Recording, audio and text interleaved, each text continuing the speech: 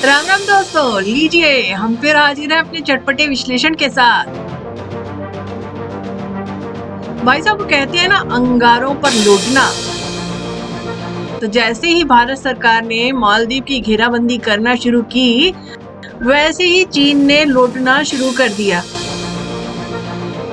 भाई साहब, ये जलना भूलना तब तो और भी तेज हो गया जब आज से 15-20 दिन पहले ताइवान के मंत्री ने भारत में कहा कि उन्हें भारत से मोहब्बत हो चली है। ये मोहब्बत चीन पर क्यों भारी पड़ रही है, यह जानने से पहले हमारे चैनल को सब्सक्राइब जरूर कर लीजिएगा, बेल आइकन बटन प्रेस करने के साथ। तो भाई साहब, अब चीन अपने मन में आ रहे उबाल को किसी तरह यह बात सुनकर मन को सांत्वना देकर चुपचाप बैठ गया।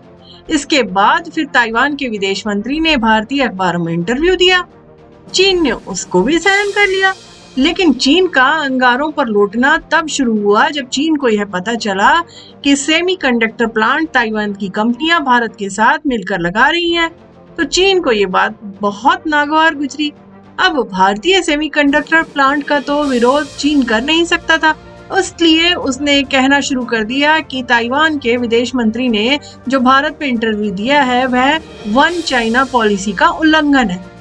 दरअसल चीन मालदीव का एक छोटा सा राष्ट्रपति चुनाव जिताकर बहुत इतरा रहा था, लेकिन अब कबाब में हड्डी बन रहा भारत न सिर्फ ताइवान के सहयोग से बोलने लगा कि आप मैप देखिए श्रीमान, मालदीव के ऊपर लक्षद्वीप में जो मिनिकॉय आइलैंड है वहां पर नेवी का पूरा बेस बनाया जा रहा है, वह ऑपरेशन में आने वाला है। साथ में मॉरिशस में भी भारतीय फंडिंग की मदद से, भारतीय टेक्नोलॉजी इंफ्रास्ट्रक्चर एक्सपीरियंस की मदद से नेवल एसेट, नेवल बेस बना दिया गया है।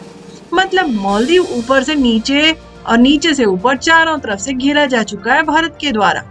तो चीन का बौखलाना स्वाभाविक है। मालदीव की यह घेराबंदी सुनिश्चित करती है कि मालदीव चाहकर भी भारत के खिलाफ कुछ भी नहीं कर पाएगा, चीनी उकसावे के बावजूद। और अगर ऐसा हुआ तो भारत रिस्पॉन्ड कर सकता है, तत्काल ताबड़तोड़ कार्रवाई भी होगी।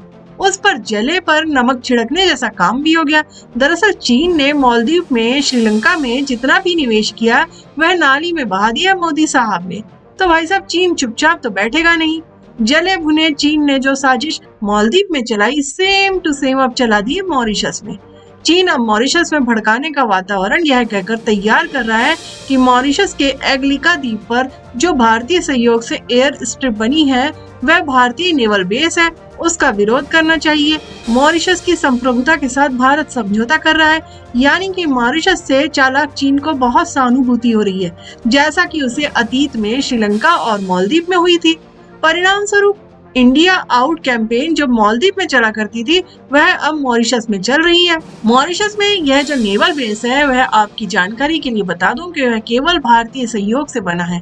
यह नौसेना बेस मॉरिशस का ही रहेगा। अगर अभी भी हम चिल्ला चिल्ला कर यही कहेंगे ना कि मॉरिशस में भारतीय नेवल बेस बन गया है, तो वास्तव में हम ऐसा कहकर देशद्रोह का काम कर रहे होंगे।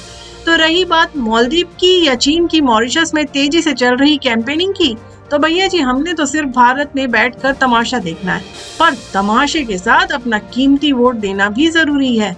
नहीं तो ये पक्का है कि पूरा का पूरा हिंद महासागर भारतीय हाथों से छिटक जाएगा, वो भी हम सभी की आंखों के सामने। तो आपको यह विश्लेषण कैसा लगा, वीडियो के कमेंट बॉक्स में कमेंट करके जरूर बताइएगा। तो मिलती हूँ फिर नए विश्लेषण के साथ। राम राम दोस्तों।